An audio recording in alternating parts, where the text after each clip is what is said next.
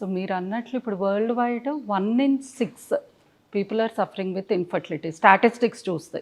But as such మేము కూడా ఈ 20-25 years ప్రాక్టీస్లో వీఆర్ సీయింగ్ ఇనీషియల్గా ఇన్ఫర్టిలిటీ అంటే ఫ్యామిలీలో ఎవరికో ఒకరికి ఈ మధ్య వెరీ ఫ్రీక్వెంట్గా ఏజ్తో సంబంధం లేకుండా we are seeing infertilities on rise. I think most important వచ్చేసి lifestyle changes. So I think delaying the pregnancy, అది కెరియర్ గురించి లేదా ఎడ్యుకేషన్ గురించి people are delaying and female age is very important. So ఇప్పుడు ఏజ్తో పాటు మనకి ఎగ్ క్వాలిటీ, ఎగ్ నెంబర్ మొత్తం తగ్గిపోవడం, మిస్కారేజెస్ రిస్క్ కావడం. సో బేస్డ్ ఆన్ దిస్ యాక్చువల్గా ఎగ్ ఫ్రీజింగ్ కాన్సెప్ట్ అనేది వస్తుంది. అది కాకుండా you can see the sedentary life style. ఇప్పుడు సాఫ్ట్వేర్ వాళ్ళు కానీ working from home. I have one of my patient, madam working from home అంటే ఇంకా ఎక్కువ అవర్స్ వర్క్ చేయాలి, ఇంట్లో తిరగడానికి కూడా ఉండదు. పొద్దున్న వెళ్తే నేను ఎప్పుడో నైట్ మరి డిన్నర్ వరకు I will be sitting in front of laptop అంటారు. అండ్ మనకి ఎక్స్పోజ్ అవుతున్న ఎన్విరాన్మెంటల్ టాక్సిన్స్, సో అన్నోయింగ్లీ అవన్నీ కూడా మనకి ఎంగేజ్లోనే ఇన్ఫర్టిలిటీ ఇష్యూస్ వచ్చేటట్లు లీడ్ చేస్తున్నాయి అన్నమాట. మీ ఐడియా ప్రకారం యాజ్ అ డాక్టర్గా ఐడియల్ ఏజ్ ఫర్ మ్యారేజ్ అంటే ఏం చెప్తారు? The earlier the better. అంతేనా? దట్స్ వాట్ వీఆర్ సీయింగ్ కదండి. ఇప్పుడు ఐ థింక్ ఇప్పుడు generation they may not have అంత ఎర్లీగా, కానీ think probably 25 like at least before 30 years they should plan. Right. కానీ మీరు చెప్పినట్టు దీన్ని మనం చాలా లైట్ వేలో తీసుకుంటున్నాం, కానీ ఇది చాలా పెద్ద సమస్య అవుతుంది రాను రాను. అవును, ఇప్పటికే సెంటెన్స్ వైజ్ కానీ హెల్త్ వైజ్ కానీ కనిపించకుండా చాప కింద నీరులా వెళ్తోంది. అవును. ఆ ప్రాబ్లం వచ్చినప్పుడు ఆ ఫ్యామిలీ వాళ్ళు సఫర్ అయినప్పుడు కానీ అది తెలియదు, అది ఎంతమంది సఫర్ అవుతున్నారు, ఏ స్థాయిలో ఉంది అనేది జనరల్గా మన వాళ్ళు పెద్దగా అబ్జర్వ్ చేయట్లేదు.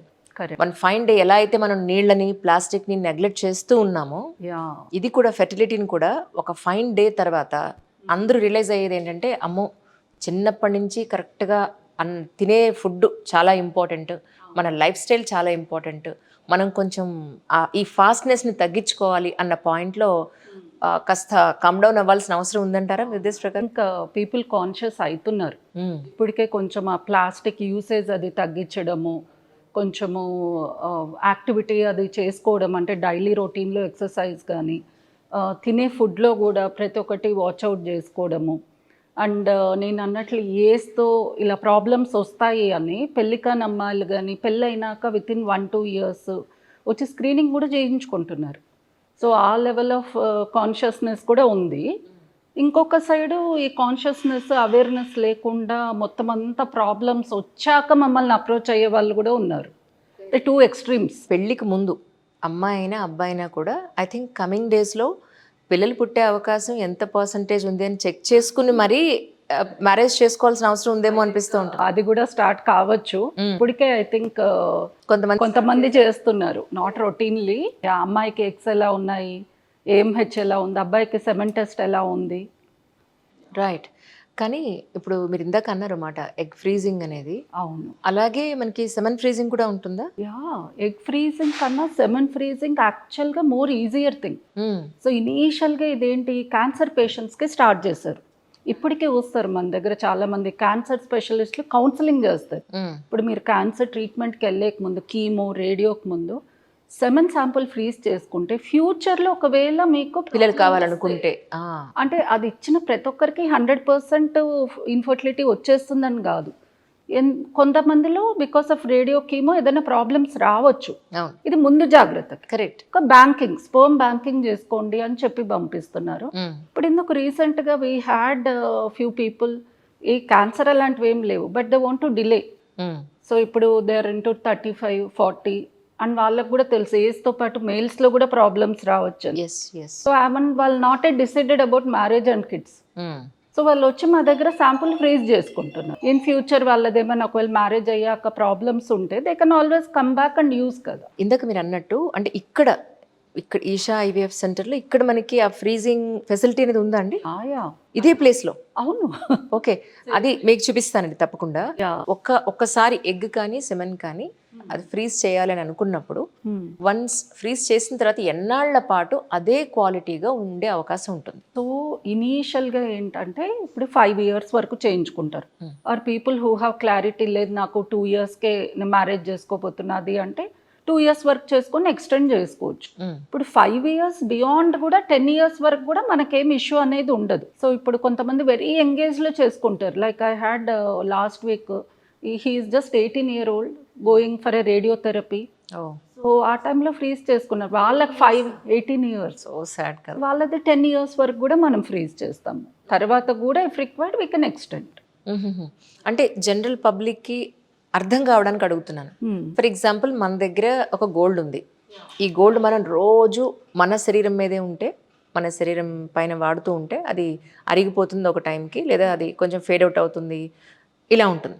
ఇది తీసి మనం లాకర్లో పెడితే అది కొత్తగా అలాగే ఉండే అవకాశం ఉంటుంది. ఇదే మనం ఈ ఫ్రీజింగ్కి కూడా అనుకోవచ్చా మీ ఉద్దేశ ప్రకారం?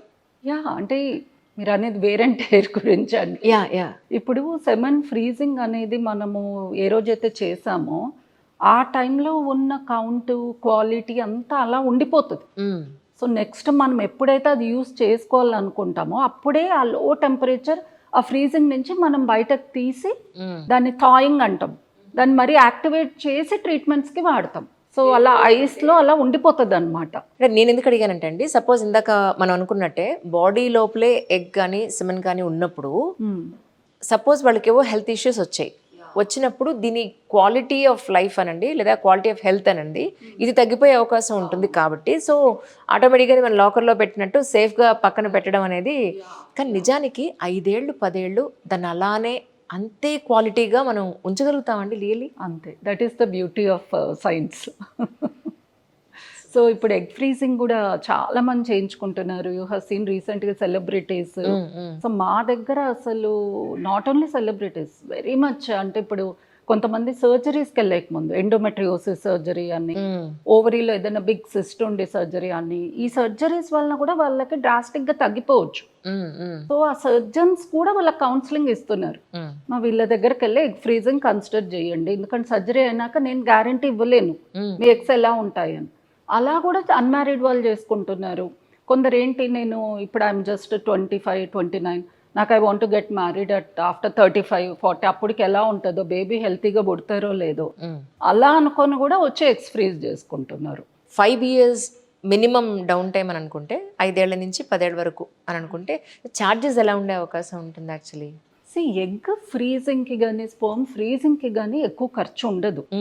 సో బేసిక్గా మనకి ఎగ్ ఫ్రీజింగ్ ఒక ట్యూబ్లో ఒక 4 నుంచి 5 ఎగ్స్ వరకు పెట్టగలం. అలాంటివి 2 tubes అయితే ఒక 20,000-25,000 per year.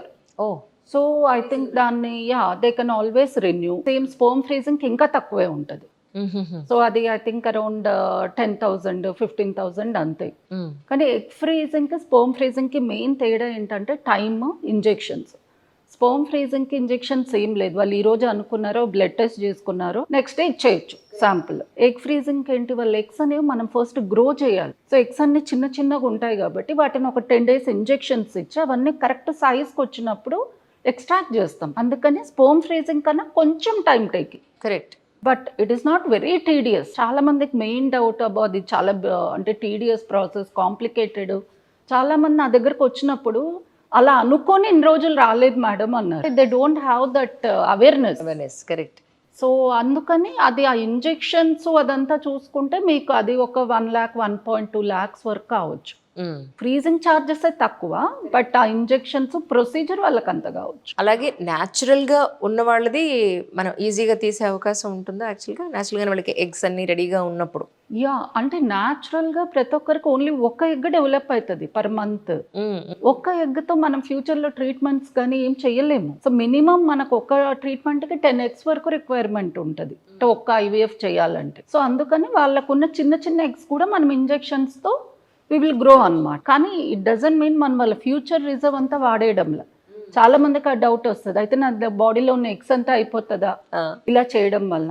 ప్రతి నెల వాళ్ళకి ఒక పూల్ ఆఫ్ ఎగ్స్ ఉంటాయి, న్యాచురల్గా ఒకటే పెరుగుతుంది. మనం ఈ ట్రీట్మెంట్స్లో చిన్న చిన్నవి కూడా పెంచి వి విల్ యూజ్ అనమాట. నెక్స్ట్ మంత్ అగైన్ వాళ్ళ పూల్ బ్యాక్. కానీ అంటే ఒక ఐడియా కోసం అడుగుతున్నాను నేను.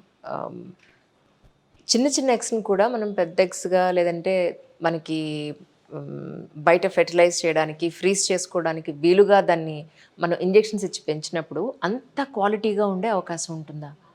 Quality depends on their genetics బేసిక్గా, వాళ్ళ లైఫ్ స్టైల్, వాళ్ళ ఏజ్. సో సో మనం ఇచ్చే ఇంజెక్షన్స్ వల్ల కానీ ప్రొసీజర్ వల్ల కానీ క్వాలిటీ ఏం అఫెక్ట్ కాదు. చాలా మందికి అదే చెప్పేది మేడం, అంటే 35-40కి కూడా వచ్చి ఎగ్ ఫ్రీజింగ్ చేయండి, ఐవీఎఫ్ చేయండి అంటారు.